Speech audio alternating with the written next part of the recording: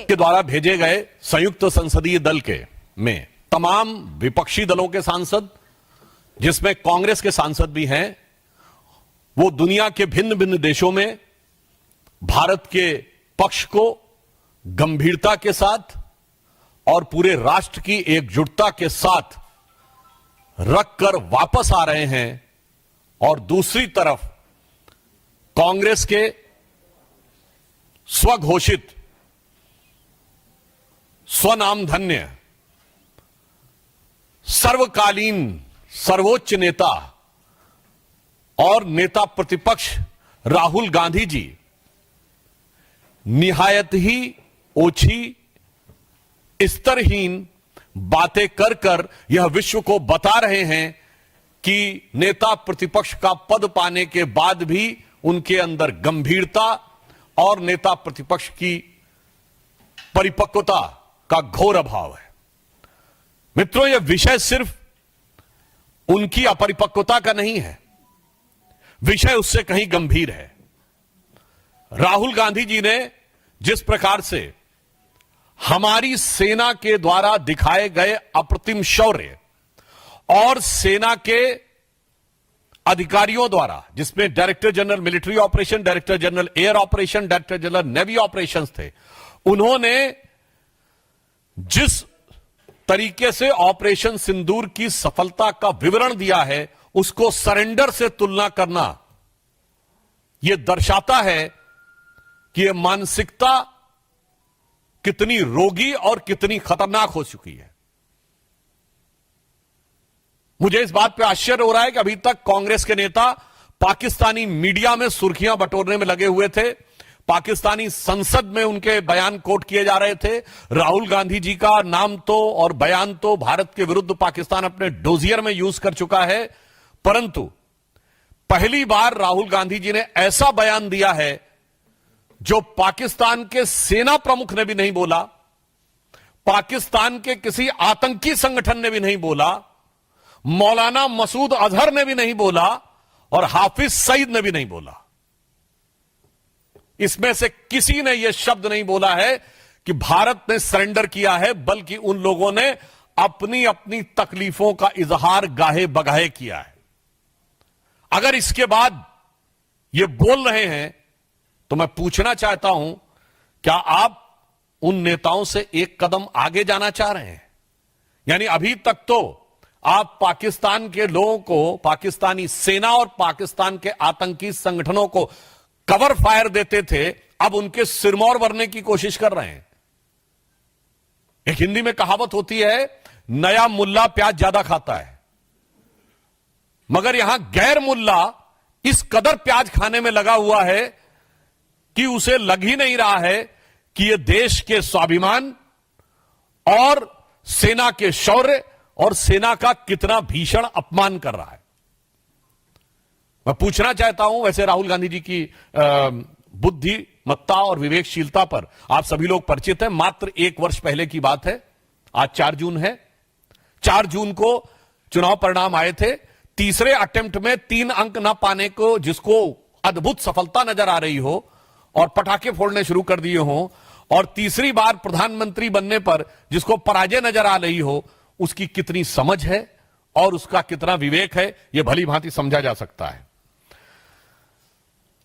राहुल गांधी जी का यह कहना सेना का सरासर अपमान है। मैं कांग्रेस पार्टी से पूछना चाहता हूं, ऑपरेशन सिंदूर की सफलता की घोषणा सेना ने की है, भारत सरकार ने नहीं की है, भारतीय जनता पार्टी के किसी प्रवक्ता ने नहीं की है।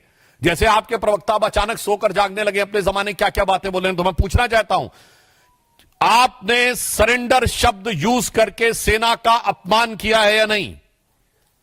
क्योंकि सीधे सीधे जब आपने सेना के बयान को सरेंडर से तुलना किया है, इसका मतलब भारत और भारत की सेना का सर झुकाने का वो काम और इसके लिए वो शब्द जो पाकिस्तान की सेना, पाकिस्तान के आतंकवादी संगठन और यूएन सिक्योरिटी काउंसिल के द्वारा डिजिग्नेटेड आतंकवादी जैसे मौलाना मसूद अजहर और हाफिज सईद भी नहीं बन कर पाए हैं, तो आप क्यों उनके मुहाफिज बनने की कोशिश कर रहे हैं?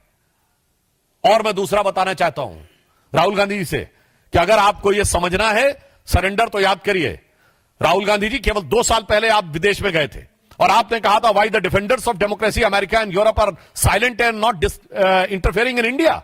यह था सरेंडर। 15 जुलाई 2011 को आपने कहा, it's impossible to totally control terrorism. यह था आतंक के आगे सरेंडर। 26/11 के हमले के बाद आपकी सरकार ने शर्म शेख में कहा कि कंपोजिट डायलॉग प्रभावित नहीं होगा आतंकी घटनाओं के साथ। यह था आतंक की मानसिकता के साथ सरेंडर। 1995 में नरसिम्हा राव सरकार के समय एक फोन आया और भारत ने अपना एटॉमिक एक्सप्लोजन रोक दिया। यह था सरेंडर। 1971 में 93,000 प्रिजनर ऑफ वॉर थे। 1971 में 93,000 प्रिजनर ऑफ वॉर थे।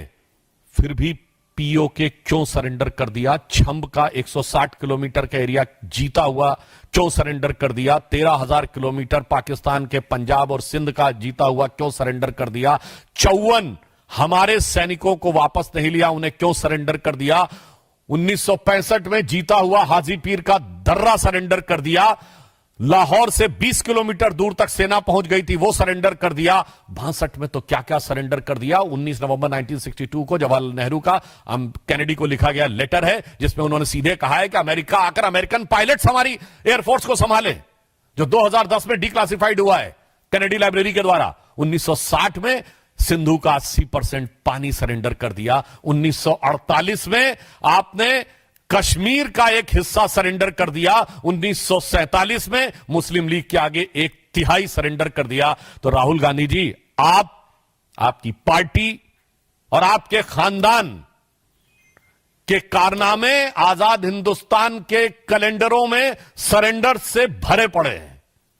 और जहां तक हमारे प्रधानमंत्री जी की बात है, बहुत साफ कह देना चाहता हूं, राहुल गांधी जी किसी के आगे सरेंडर कर दें, कांग्रेस ने किया होगा, मगर भारत किसी के आगे सरेंडर नहीं हो सकता।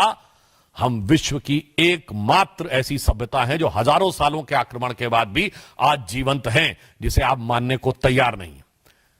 हमारे प्रधानमंत्री श्री नरेंद्र मोदी भारत माता के उस शेर की तरह हैं। आपको पता होगा, एक संस्कृत का वाक्य है, न अभिषेको न संस्कारो सिंहस्य क्रियते मृगा विक्रमार्जित राजस्य स्वयं मृगेंद्रता। मृगेंद्र शेर के लिए होता है और उसके अंदर स्वयं वो क्षमता होती है। तो हमारे प्रधानमंत्री श्री नरेंद्र मोदी जी भारत मां के शेर, अर्थात हमारे नरेंद्र भारत मां के मृगेंद्र हैं।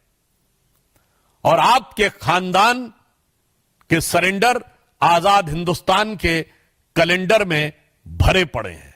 इसीलिए मैं राहुल गांधी जी के लिए यह पंक्ति कहकर समाप्त करना चाहता हूं कि आदतन, फितरतन, शरारतन, व्याकुलता के कारण या कुटिलता के कारण आप प्रधानमंत्री के खिलाफ बोलिए, भारत सरकार के खिलाफ बोलिए, भारतीय जनता पार्टी के खिलाफ बोलिए, हमें बर्दाश्त है। पर भारत के स्वाभिमान और भारत की सेना के लेकर आप झूठ बोलेंगे तो यह कतई बर्दाश्त नहीं है। तो इसे सिर्फ एक पंक्ति कहूंगा कि वो पैरवी तो झूठ की करता चला गया, वो पैरवी तो झूठ की करता चला गया, बस उसका चेहरा उतरता चला गया।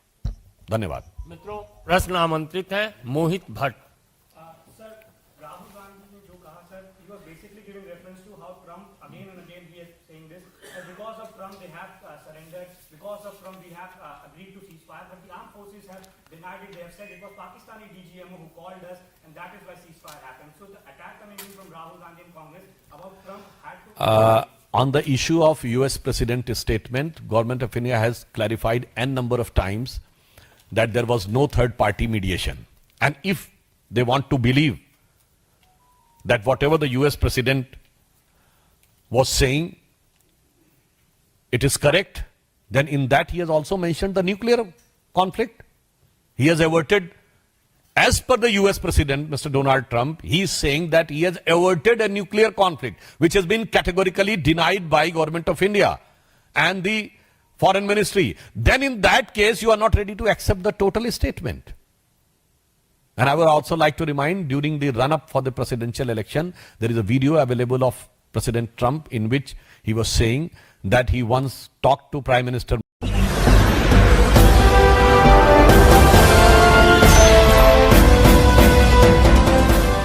देख रहे हैं लाइव न्यूज 9 99 राष्ट्र सबसे पहले।